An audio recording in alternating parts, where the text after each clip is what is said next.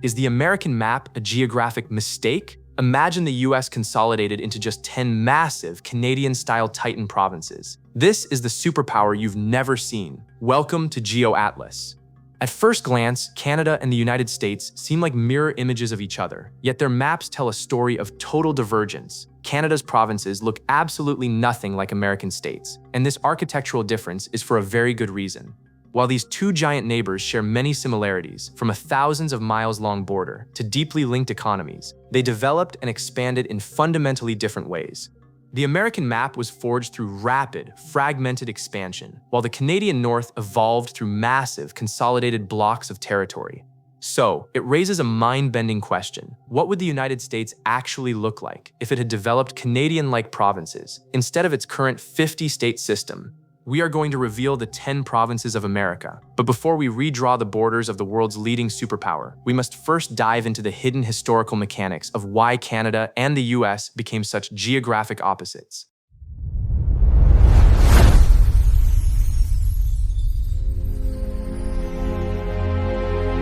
When we look at a map of Canada, the first thing that strikes us is the sheer intimidating size of its provinces. Quebec, at nearly 600,000 square miles, is a geographic monster, larger than every European country except Russia, which is arguably more Asian in terms of where its actual heart lies. In all of North America, only the US state of Alaska surpasses it as a national subdivision. This same titanic scale applies to British Columbia, Ontario, Alberta, and Saskatchewan, all of which stretch for hundreds of thousands of square miles. Even Canada's smaller provinces are giants in their own right, with the unique exception of Prince Edward Island. This vastness isn't accidental. It's a direct reflection of how Canada divided itself, moving westward, and the brutal realities of its geography. The primary reason for this enormous scale is the comparatively sparse population across much of the country. Unlike many parts of the United States, where high density led to smaller, more numerous subdivisions, vast swaths of Canada remained and still remain lightly settled. Consider northern British Columbia or Manitoba. If we take the top 3/4 of both provinces, we end up with populations of just 380,000 and 160,000, respectively. There simply wasn't a demographic imperative to create smaller administrative units. As Canada expanded westward after Confederation in 1867, it acquired immense tracts of land like Rupert's Land and the Northwestern Territory from the Hudson's Bay Company in 1870. Rather than slicing these into tiny pieces, the government initially organized them as one massive Northwest Territory. The creation of new provinces from this void was a gradual process. Manitoba was carved out in 1870, partly in response to the Métis resistance in the Red River Colony. Later, in 1905, as settlement increased on the prairies, the large provinces of Alberta and Saskatchewan were born. This stands in total contrast to the United States. With 50 relatively small states, the US looks visually shattered compared to its northern neighbor.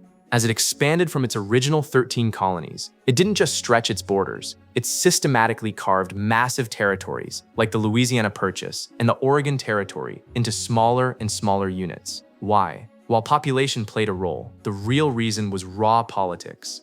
You see, each new state admitted to the Union was automatically granted 2 senators, regardless of its size. This meant that creating more states could hijack the balance of power in the US Senate.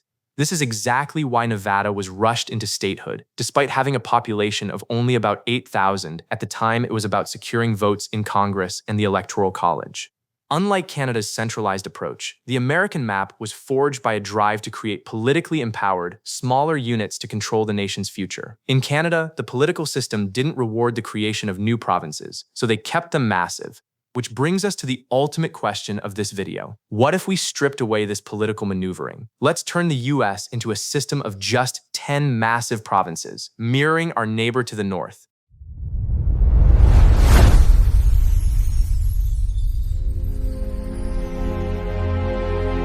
Welcome to the United Provinces of America. Before we redraw the map, we must realize that provincializing the United States is not a simple one-to-one affair. Despite their shared history, these two giants evolved differently.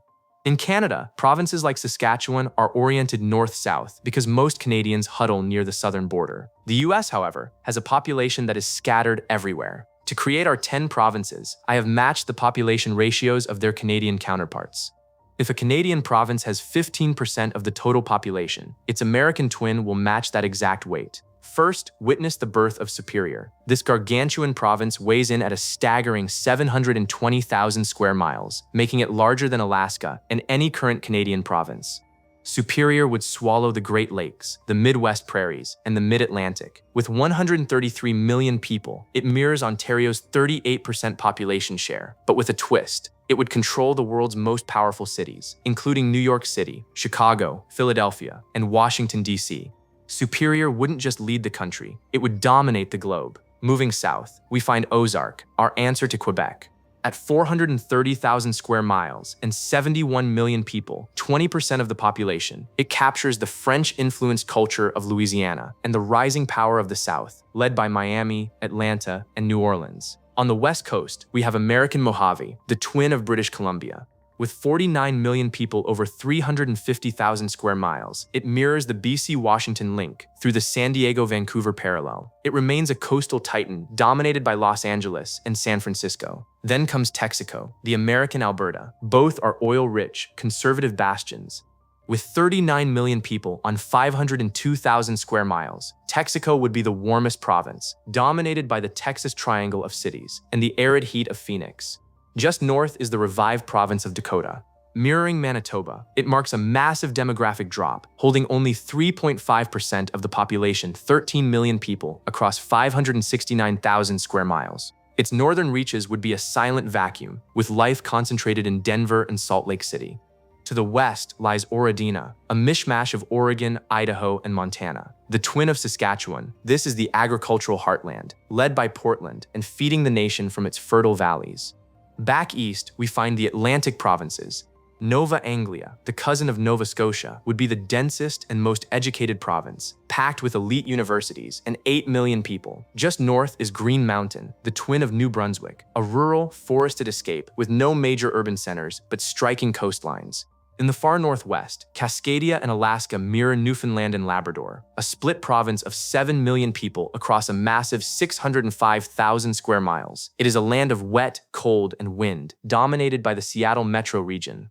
Finally, in the Pacific, lies Hawaii, the perfect cousin to Prince Edward Island. Small, unique, and led by Honolulu, it completes our 10-province puzzle. This isn't just a map change, it's a look at what could have been if British administrators had organized the US for bureaucratic efficiency rather than political fragmentation. Canada would be proud of this version of America. I hope you enjoyed learning all about the difference between Canada's provinces and the US states. If you did, maybe you should check out this video all about how the United States is actually 12 nations. Thanks for watching.